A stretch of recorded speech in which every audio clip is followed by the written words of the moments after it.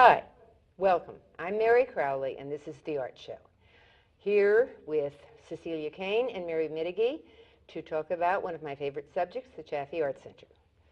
Cecelia Kane has an incredible exhibit called Hand to Hand, and that will be at the Chaffee Art Center October 8th until November 20th, a good long time. Cecelia will tell the story. Cecelia Kane has a story to tell. So Cecelia, why don't you tell your story? This show is incredible. Why don't you tell your story? On March 20th, 2003, I took a glove, a white cotton glove like this, and I put a news story from a newspaper headline on the glove. I dated the fingers, and I reacted to this news story, which was the first day of the Iraq War, as it appeared in the Atlanta Journal-Constitution, where I live. And I decided that I wanted to chronicle the war using hands or gloves as a common theme. And I did it for 3 years, all by myself. I used gloves or hands because just before this war, I had been working with gloves of all kinds, mostly vintage gloves. I had found a stash of them in my mother's pocketbooks after she passed away. And when I pulled out the kidskin gloves, they still, some of them had the shape of her hands, her wrinkles and knuckles. It was like seeing my mom. And I realized that these gloves were like stand-ins for humanity to me. Okay. So I began working with gloves as little bodies. And then I decided that I was going to ask myself this question: what is war about? And to do it every day sequentially, like a little grid, where I would study the war, one story a day, and maybe get an answer to what is war about. What is this war about, too? What is this war about? In general and in particular, right? And to witness, not to make a judgment pro or con. And I was asked a while back, well, why did you do this so diaristically, like a diary every day? And I think it is a throwback to my Catholic heritage. My mother would count in prayers and hope to get an answer, holding an intention, like walking the 14 stations of the cross, or saying a novena for 9 days, or the rosary. So it was kind of a childhood process. Well, as an artist, it was good for me to have a structure. You said, here are gloves, and I got plain gloves in an envelope. Cecelia said, here they are, and I started to do my gloves kind of the same way. And I started to write on the gloves, and then I thought, nope, I'm going to do something different and bigger. So I put a drop cloth down in my hall, and I did this huge piece of paper, dark purple. And then if you go to see the show, you'll see what I did with the 6 gloves. But anyway, I mean, it gave a structure to the artist after you decided not to do it and to ask other artists to do. Well, in 2005, after doing the gloves myself almost every day, I mostly didn't do Sundays. I decided to stop doing it. I had a final showing of them at the Atlanta Contemporary Art Center, and at the closing... yeah, there we go. Okay. And at the closing, I said to the artists and visitors there that I was going to stop. And a good friend of mine who's an artist said, you can't stop. The war is still going on. It would negate everything you've done in this chronicle. So she said, we'll help. And since 2006, other artists, there are now almost 200 of them, signed up for a week of gloves. And they had to wait for their week to roll around and to pick a news story a day. So many now this one in particular, I think, is unusual. They're all unusual. They're all different. But this, do you want to talk about this one? I would love to. Okay.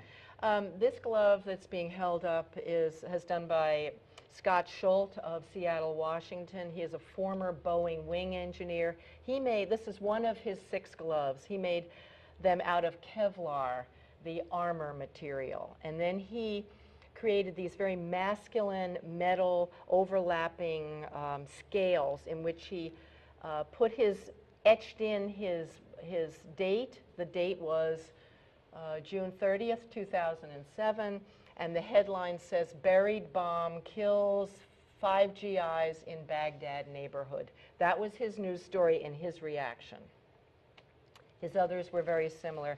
He felt that we should not be there, I guess. This is Lily Cannon. She made little porcelain doll head gloves.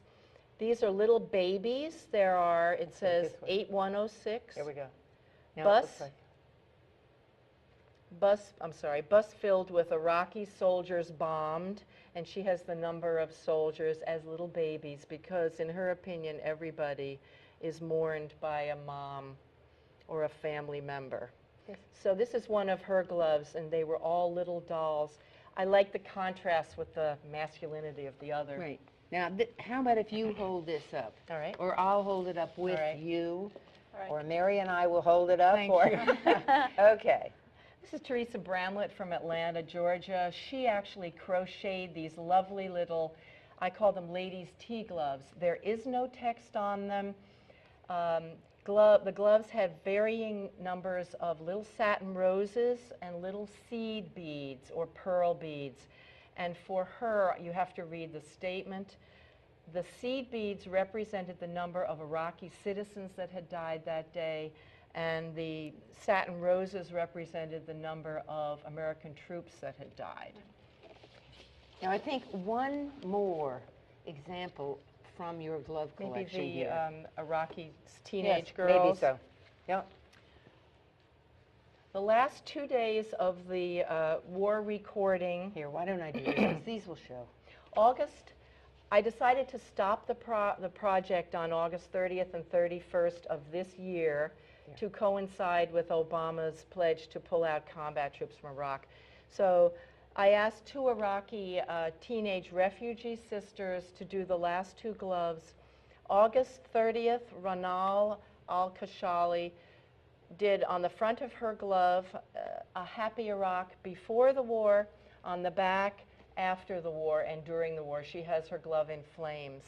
Her sister, Rafal Al-Kashali, has 2 gloves superimposed.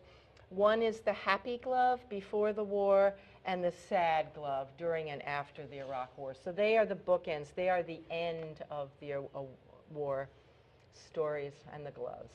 All right, so this show is at the Chaffee from October 8th, Friday, opening reception 5 to 8, and it will go through November 20th. So that's a good long time. If people are at Art in the Park, they could walk across the street certainly and see it. I think you are going to do some sort of talk near the end of the show. There's a closing reception on Saturday, November the 20th. From 3 to 5, the artist talk. I'll be giving a talk, and the 6 Vermont artists, yourself included, will be part of a panel of artists talking about their pieces. And we were talking before the show, and you said something about this is kind of it's a documentation. It's not a point of view. Do you want to say briefly? Yeah. I wanted to create a community dialogue. I did not want to have this either be filled with anger or hatred or even hope. I wanted to simply reflect without judgment each day's news story. Now, each artist could pick what news story. I started picking happy news. There were only so many bombings that I could do, although they may have occurred that day. So the act of picking, in a way, is your point of view, and the way people did their gloves reflected their style of art. I left that up to them. Yes. I didn't do editing. Right. It's a show that you need time to look at. There's just so much there. Okay. There's also a website. Yes, there is. Yeah, it's And what is the website? hand2handproject.com. Okay, easy enough. Hand, H-A-N-D, T-O-H-A-N-D. Project. Project, .com. right. All one word. Yes. Hand to hand project. Right. Thank you, Cecelia, so much Thank for you so being much. here, and thank you, Mary. Thank you. And don't miss what's happening at the Chaffee Art Center. Thank you for watching.